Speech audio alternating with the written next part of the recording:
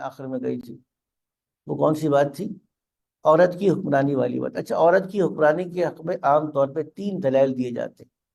ایک تو ملکہ بلقیس کا واقعہ، اس کا ذکر اللہ نے قرآن میں کیا، اور اللہ تعالیٰ نے اس عورت کے بادشاہ ہونے پر کسی قسم کی ناراضگی کا، ناپسندیدگی کا، مذمت کا اظہار نہیں فرمایا۔ تو ایک دلیل تو عام طور پر لوگ عورت کی حکمرانی کے جائز ہونے کے لیے ملکہ بلقیس کو پیش کرتے۔ اچھا، دوسری دلیل حضرت عائشہ صدیقہ رضی اللہ تعالیٰ عنہ نے جنگ جمل کے اندر جو قائدانہ کردار ادا کیا، اس کو دلیل کے طور پر پیش کرتے ہیں کہ اما جان عائشہ صدیقہ رضی اللہ تعالیٰ عنہ نے جنگ جمل میں ایک پورے لشکر کی کمان ان کے ہاتھ میں تھی۔ تو اس سے بھی معلوم ہوا کہ عورت کے لیے کسی قسم کا عہدہ اور منصب کا ہونا کیا ہے، وہ درست ہے۔ تیسری بات، کتب فقہ کے اندر لکھا ہے کہ عورت کا قاضی بننا جائز ہے۔ وہ فقہ حنفی کی کتابوں کے اندر لکھا ہے کہ عورت کا قاضی بننا کیا ہے، جائز ہے۔ کہ اگر قاضی بننا جائز ہے، مقدمات کو سننا اور سننے کے بعد فیصلہ کرنا، تو قاضی بھی ایک منصب ہے۔ اسی طریقے سے جو حاکم ہے وہ بھی ایک منصب ہے، تو وہ بھی ہو سکتا ہے۔ تو 3 قسم کے دلائل دیے جاتے۔ بات سمجھ میں آ گئی نا؟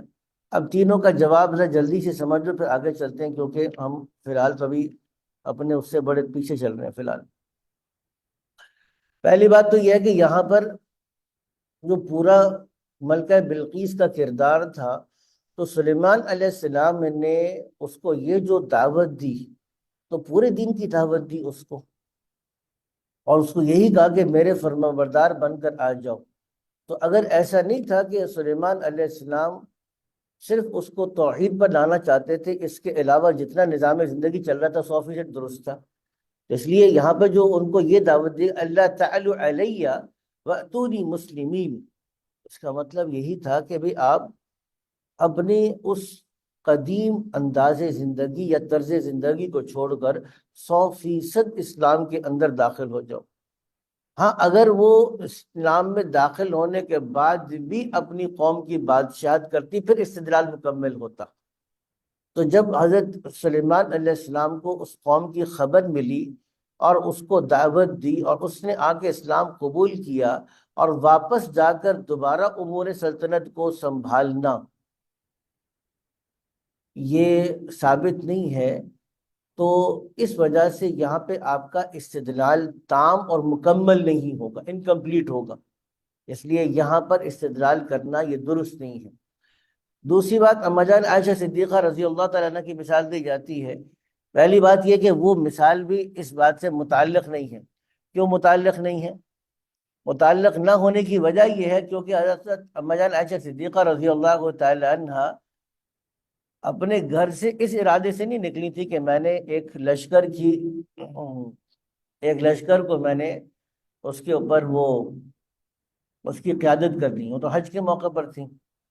حج کے موقع پر اما جان عائشہ صدیقہ رضی اللہ تعالی عنہ کو یہ اطلاع ملی کہ یہ حضرت عثمان غنی رضی اللہ تعالی عنہ کی شہادت کا واقعہ پیش آ گیا، اور مدینہ کے اندر اتنا اضطراب ہے اور اتنا فتنہ ہے، اتنا خون خرابہ ہے کہ وہاں پر جانا ممکن نہیں ہے۔ تو اس وجہ سے اما جان عائشہ صدیقہ رضی اللہ تعالیٰ عنہ نے بصرہ کی طرف رخ کیا، اور مدینہ کی حالات کی وجہ سے جو لوگ مدینہ سے نکل کر بھاگے وہ ان کے پاس جمع ہوتے چلے گئے، اور پھر بعد میں حضرت علی کے ساتھ مل کر اپنی ایک صلح کے اوپر تیار بھی ہو گئے تھے، لیکن کچھ لوگوں نے فتنہ پردازی کی جس وجہ سے جنگ ہوئی۔ اور اما جان عائشہ صدیقہ بعد میں جب اس سارے واقعے کو یاد کرتی تو اتنا روتی کہ آپ کا دوپٹہ مبارک آنسوؤں سے تر ہو جاتا۔ حالانکہ اما جان عائشہ صدیقہ رضی اللہ تعالی عنہ کا ہرگز یہ ارادہ نہیں تھا۔ تو اس سے یہ مسئلہ معلوم ہوا کہ دیکھیں، اما جان عائشہ صدیقہ رضی اللہ تعالی عنہ کے حوالے سے یہ بات کہنا کہ گویا کہ وہ قیادت کرنا چاہتی تھی یا قیادت کی تھی، اور صحابہ کرام ان کی قیادت پر متفق ہو گئے تھے، یہ بات درست نہیں ہے، خاص طور سے جبکہ مجان عائشہ صدیقہ رضی اللہ تعالی عنہ نے بعد میں اپنے اس اقدام پر جو کہ غیر شعوری طور پر ہوا، پھر بھی اس کے اوپر ندامت اور افسوس کا اظہار کیا، تو دو دلیل پوری ہو گئی۔ تیسری دلیل کون سی تھی کہ فقہ حنفی کی کتابوں میں لکھا ہے کہ عورت قاضی بن سکتی ہے۔ تو دیکھیے بنیادی طور پہ مسئلہ یہ لکھا ہے کہ عورت کے اندر قاضی بننے کی صلاحیت ہے۔ صلاحیت کا مطلب یہ ہے کہ صلاحیت قاضی کے لیے صلاحیت کیا ہونی چاہیے کہ وہ مسلمان ہو، عاقل ہو، بالغ ہو، نیک ہو اور صحیح فیصلے تک پہنچ سکتا ہو۔ تو یہ تینوں چاروں صلاحیت عورت کے اندر موجود ہے، تو اس کا کام صرف ایک فیصلہ کرنا ہے مقدمات کو سن کر، تو اس اعتبار سے اس کو مل سکتا ہے۔ لیکن اگر اس کے دیگر مفاسد ہوں تو پھر عورت کو قاضی بنانا درست نہیں ہوگا۔ دیگر مفاسد میں کیا ہوں؟ دیگر مفاسد کے اندر مثال کے طور پہ اور مردوں سے اختلاط لازم آ جائے، تو اگر دیگر مفاسد موجود ہیں، شرعی مفاسد موجود ہیں، تو پھر عورت کا قاضی بنانا درست نہیں ہوگا۔ ایک بات تو یہ تھی۔ لیکن قاضی اور ہوتا ہے، حاکم اور ہوتا ہے۔ قاضی کا کام اصلاً فیصلہ کرنا ہے، نفاذ کرنا کسی چیز کا یہ حاکم کا کام ہے۔ اس کا مطلب کیا ہوا؟ قاضی سے بڑھ کر حاکم کے اندر ایک اور صلاحیت مطلوب ہے مولوی صاحب۔ وہ کون سی صلاحیت مطلوب ہے؟ کہ اس کے اندر ولایت بھی ہوتی ہے، اختیار بھی ہوتا ہے۔ اور ولایت کے اعتبار سے عورت کیا ہے؟ عورت کی ولایت کے اندر نقصان ہے۔ مثال کے طور پر اب یہ بات کہ عورت اپنے نکاح میں ہر اعتبار سے خود مختار ہے، تو اس میں فقہا کا اختلاف ہے۔ احناف کہتے ہیں خود مختار تو ہے، لیکن چونکہ اس سے غلط فیصلہ ہو سکتا ہے تو اولیاء کو کفف میں برابری میں نکاح نہ ہونے کی صورت میں اختیار دیا جائے گا۔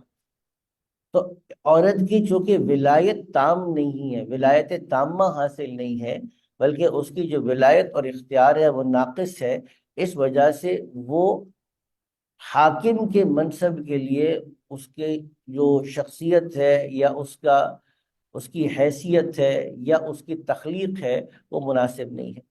اسی لیے آپ صلی اللہ علیہ وسلم نے ارشاد فرمایا کہ وہ قوم ہرگز کامیاب نہیں ہو سکتی، اس کو آپ دیکھ لیجئے گا، جو کیا کرے؟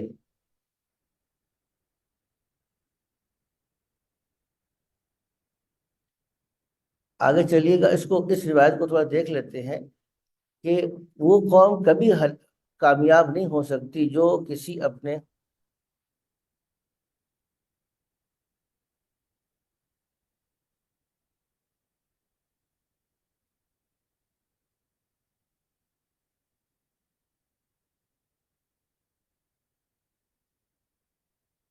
بیان فرمایا کہ لن يفلح قوم ولوا امرهم امرأة، اور یہ بخاری شریف کی روایت ہے جس میں آپ صلی اللہ علیہ وسلم نے فرمایا کہ وہ قوم کبھی کامیاب نہیں ہوگی جن لوگوں نے اپنے معاملات کو عورتوں کے سپرد کر دیا۔ اور ایک اور روایت بھی موجود ہے، آپ صلی اللہ علیہ وسلم نے فرمایا کہ تمہارے حالات اس وقت بدترین ہوں گے جبکہ تمہاری عورتیں تم پہ حاکم بن کر بیٹھ جائیں۔ آپ صلی اللہ علیہ وسلم نے ارشاد فرمایا جبکہ تمہاری عورتیں کیا ہوں؟ تمہارے حاکم بن کر بیٹھ جائیں۔ بات سمجھ آئی کہ نہیں؟ لیکن اگر وہ کسی نے اس کو حاکم بنا دیا تو بحیثیت حاکم اس کے فیصلے منعقد ہو جائیں گے، اس کے فیصلے منعقد ہو جائیں گے، اور پھر مجبوری میں اس کی اطاعت کرنا ضروری ہوگا، کیونکہ بہرحال حاکم تو ہے، اگرچہ ایسے آدمی کا یہ ایسا ہی ہے جیسا کہ جتنا سننا تھا ہو گیا۔